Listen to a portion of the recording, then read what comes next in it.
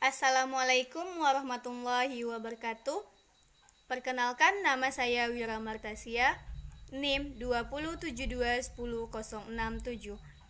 Priodi Tadris Biologi, mata kuliah Biologi Umum. Dosen pengampu Devie Novalian MPD. Di sini saya akan membuat tugas ujian tengah semester dengan judul Jaringan pada Tumbuhan. Selamat menyaksikan. Jaringan pada tumbuhan. Jaringan pada tumbuhan adalah sekelompok sel yang memiliki struktur dan fungsi yang sama dan terikat oleh bahan antar sel membentuk suatu kesatuan pada tumbuhan. Jaringan pada tumbuhan dikelompokkan menjadi dua jenis, yaitu jaringan meristem dan jaringan dewasa. Jaringan meristem adalah jaringan yang sel-selnya dapat membelah, sedangkan jaringan dewasa adalah jaringan yang sel-selnya telah mengalami diferensi dan spesialisasi sesuai fungsinya. Jaringan meristem. Jaringan meristem adalah jaringan muda sekelompok sel-sel tumbuh aktif membelah. Sel-sel meristem akan menghasilkan sel baru yang sebagian dari sel pembelahan akan tetap berada di dalam meristem. Hal ini disebut sel pemulaan atau inisial.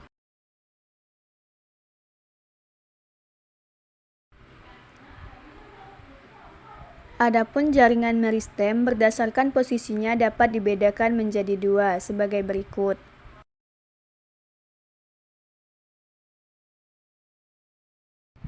Jaringan meristem apikal. Jaringan meristem apikal adalah jaringan meristem yang terletak di ujung tanaman seperti di pucuk atau pokok batang. Jaringan ini sebagai jaringan penunjang pertumbuhan tinggi tanaman.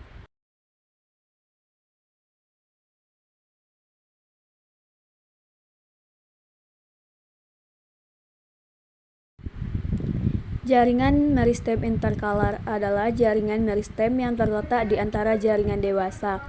Fungsi jaringan ini yaitu sebagai penopang pertumbuhan tinggi tanaman karena memiliki pertumbuhan memanjang lebih cepat seiring pertumbuhan meristem interkalar dari dua ujung tanaman.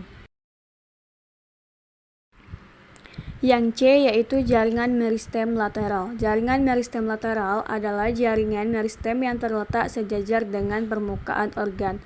Contohnya kambium dan kambium gabus. Jaringan meristem ini berfungsi sebagai jaringan yang membelah dan memperbesar diameter batang atau akar tanaman.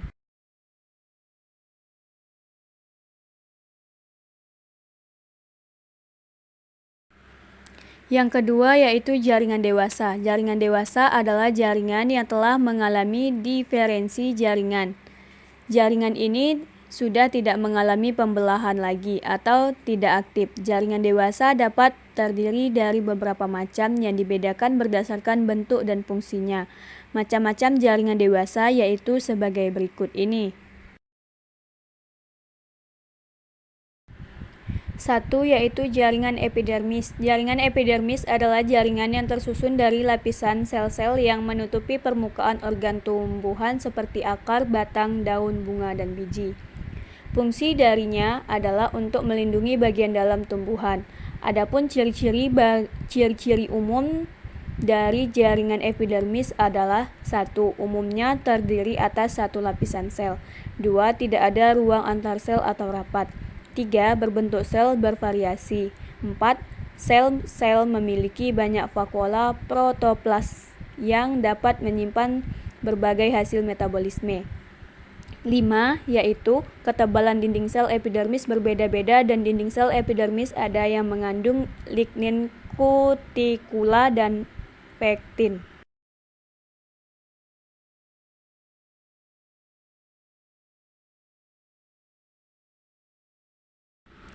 Yang kedua yaitu jaringan parenkim. Jaringan parenkim adalah jaringan yang terbentuk dari sel-sel hidup dengan struktur morfologi dan juga fisiologi yang bervariasi dan masih melakukan segala kegiatan proses fisik fisiologi.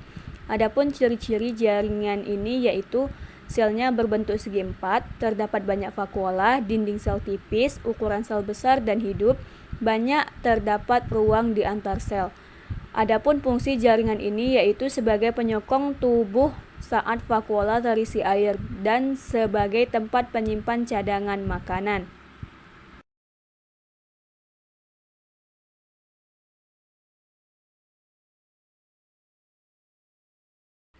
Yang ketiga yaitu jaringan penyokong. Jaringan ini yaitu jaringan yang memiliki dinding yang tebal untuk menunjang tubuh tumbuhan agar dapat berdiri dengan kokoh. Jaringan ini terdiri atas dua yaitu kolenkim dan parenkim. Jaringan kolenkim merupakan jaringan yang penguat pada organ tumbuhan yang masih aktif dan pertumbuhan dinding sel biasanya tidak teratur. Sedangkan sel jaringan parenkim adalah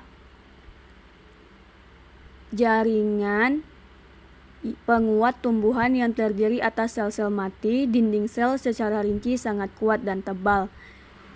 Dan sedangkan yang keempat yaitu jaringan pengangkut atau disebut juga dengan jaringan vaskuler. Jaringan ini adalah jaringan yang bertugas melaksanakan peran spora atau pengangkutan zat jaringan. Jaringan ini terdiri dari jaringan kilem atau pembuluh kayu dan jaringan floem atau pembuluh kulit kayu. Jaringan ini memiliki ciri-ciri. Yang pertama yaitu kilem tersusun dari jaringan sel kompleks. Penyusun utamanya adalah terkait atau trakea. Yang kedua yaitu jaringan kilem umumnya tersusun dari sel-sel yang mati dengan dinding sel yang tebal dan mengayuh. Yang ketiga yaitu sel-sel kilem tidak memiliki protoplasma. Yang keempat yaitu jaringan floem tersusun atas sel-sel yang masih hidup. Adapun yang kelima yaitu jaringan gabus. Jaringan gabus adalah jaringan yang terdapat pada bagian tepi alat-alat pada tumbuhan dan tersusun oleh sel-sel parenkim. Jaringan gabus ini mengandung suberin yang dimana jaringan ini lebih kuat daripada epidermis. Adapun ciri-ciri jaringan gabus yaitu tersusun atas sel-sel hidup kemudian mati, susunan selnya rapat, dinding selnya mengalami penebalan oleh zat suberin.